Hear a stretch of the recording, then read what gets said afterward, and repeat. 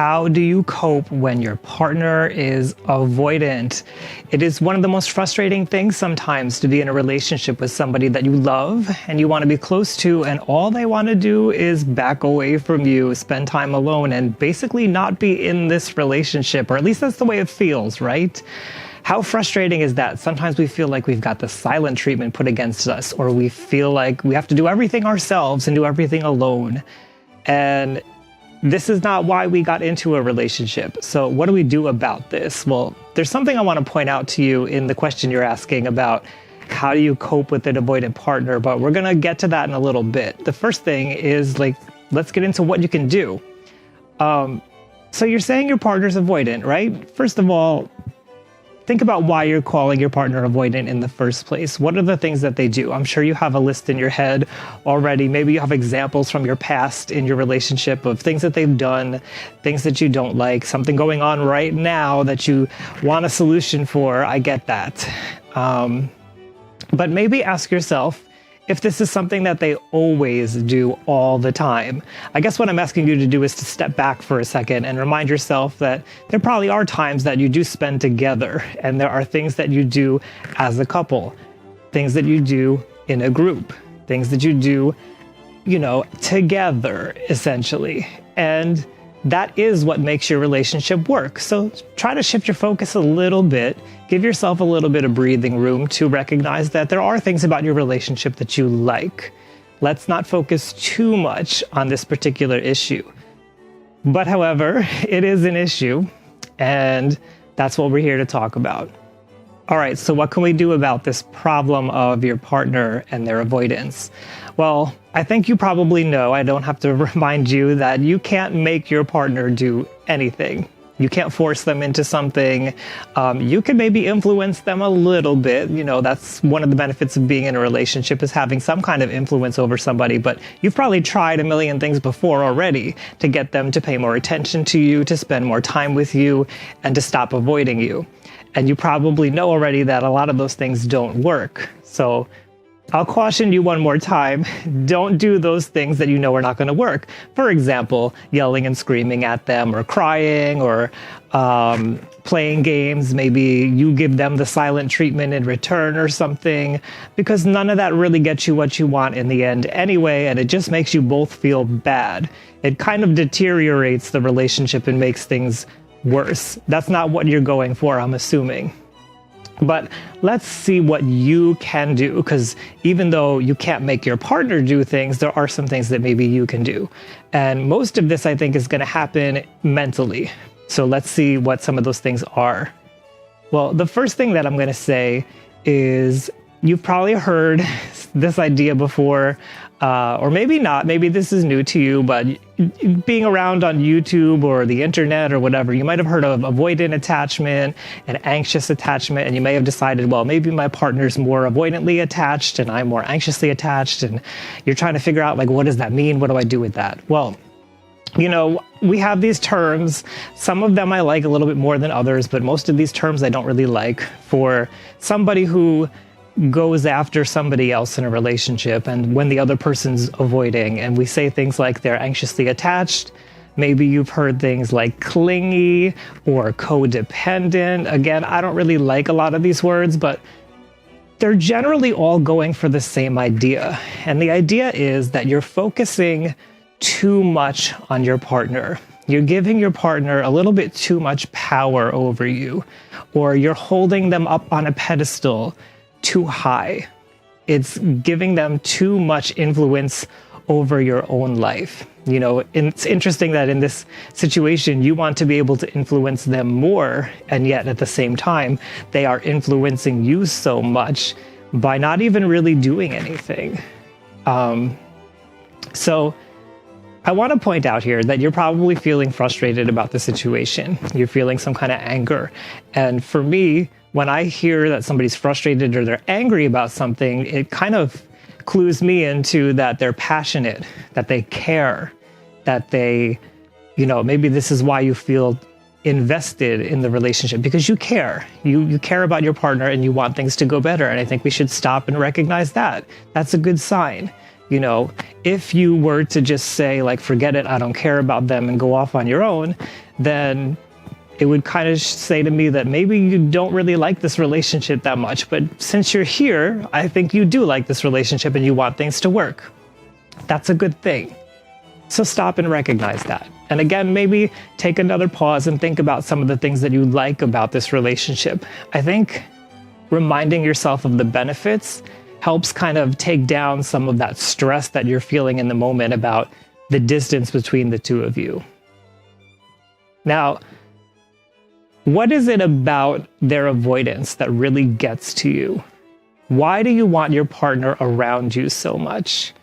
This is where some of those terms have come about, trying to explain what's going on. Usually, it's got something to do with you identifying yourself with this relationship and identifying yourself as a part of this couple, and maybe having difficulty identifying yourself apart from this relationship and defining things that you like to do alone. Maybe you've already recognized in yourself that you don't like to be alone. You don't like to do things by yourself. You don't like to be independent. You don't like to be by yourself. Maybe this is why you're in a relationship. So that's good to know. It's good to know that you like to be with somebody. That's something that's defining about you, but it's not the only thing about you. And maybe what's happening here is you're giving that aspect of yourself too much importance and too much weight. And you may be pushing down other aspects of yourself that in these moments could come out, and it could become a benefit to you and your relationship. So what I'm trying to say here is, in the moments where your partner is avoiding you and taking time to themselves, I know you're probably thinking of all kinds of reasons for why that's happening and what to do about it, and it seems very scary, but what if you just allowed them to do that? And then that would give you the freedom and the space to do the things that you want to do for yourself. And this is where I say maybe you recognize in yourself that you don't really like to do things by yourself. So maybe this is the opportunity to start exploring, what could you like to do by yourself? What interests do you have? What hobbies could you get started on or continue working on that maybe you pushed to the side when you got into this relationship? What friends could you talk to? What friends could you hang out with? What career options are available to you? What is calling on your heart in the moments when you're not thinking only about your relationship?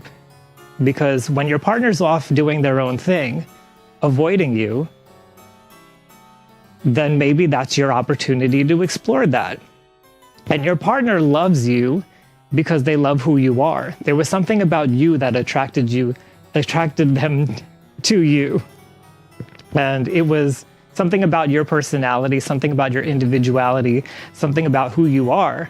And these are great opportunities to go off and explore more of who you are, and add to yourself, expand who you are, and then bring that back later to your partner at a time when it's more natural for the two of you to come together and share those things and become interesting to them again and become somebody that they want to be around more. Does that make sense? So that may be a little bit scary for some of you. It might be new. It might be something you're not sure you really want to do.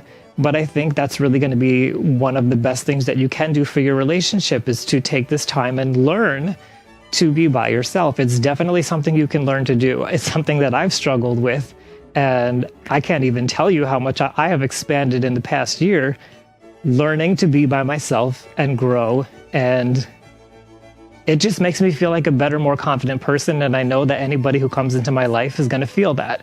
So with you in your relationship, I would urge you to try to learn what are the things you like to do and go out and do those things.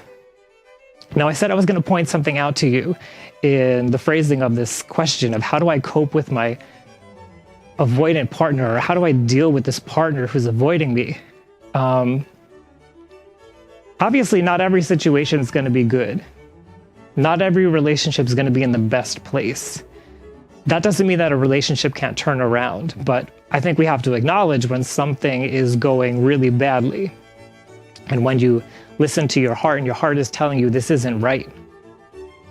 Now, because you said, how do I cope with an avoidant partner? Well, you shouldn't really be coping with a partner. You shouldn't feel like a partner is so stressful and so hard to be with that you have to cope with them, that you have to come up with strategies to manage yourself around them, that it's so difficult to stay in this relationship. It's so hard to make things work that you have to strategize and plan. And, I think there is something to be said about a regular maintenance to a relationship. And maybe, for example, going out and learning what you like is part of maintaining a relationship.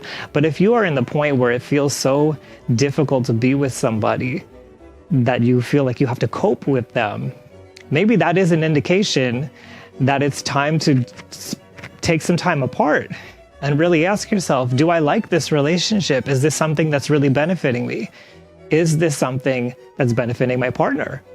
Is it enjoyable? Is it something I want to continue with for the next few years? Because chances are, whatever's going on with them that they're avoiding you, and I'm sure I'll talk about that in different videos that I do, whatever that is, it's probably not going to shift quickly. It's not going to shift tomorrow. It's probably not going to shift in a week. Most likely not going to shift in a month. It's going to take some time if it's going to shift at all. If it's something that they really enjoy about themselves, they like their alone time, and that's the way they are, and that's the way they've been for a long time, they may not want to change that about themselves. And that just may be the person you're going to be in a relationship with for a long time. So if that's really difficult for you, if it's stressful, I'm going to say again, it might be stressful for them too. This may not be the right relationship. Now, I'm not telling you to break up. I'm not telling you that, things are the worst, because they're not. Nothing in life is that bad when it comes to these situations. I know I've gone through the pain myself of a breakup. Many situations where people have left my life. But that doesn't need to be what happens. All I'm saying is that this might be the perfect opportunity to take some time with yourself and ask yourself, what do you really want? Is this relationship really good for you? And do you want a relationship that you have to cope with? Think about it. This could be something temporary. It could blow over. It could be that you feel like you have to cope with it right now, because maybe you need to have a discussion with your partner about this. And that's the last thing that I'll say, is maybe you should go to your partner and talk to them about all of this, because sometimes we feel like our partner's avoiding us. We feel like something is wrong, and we're basing that off of things that we're observing, but we've spun it around in our heads so many times that we've made something small into a big tornado that's just taking over our lives, a tornado of negative, nasty thoughts. And maybe if we just go to our partner, they can help clear up some of the debris that's flying around in there. So I wish you the best of luck with this. I hope that you don't feel like you have to cope for too much longer. I hope you'll take the time to find out what it is that makes you happy and go towards that. This is Relationships and Love, designed for today. If you enjoy watching this, you want to watch more, go ahead, subscribe, and good luck with everything.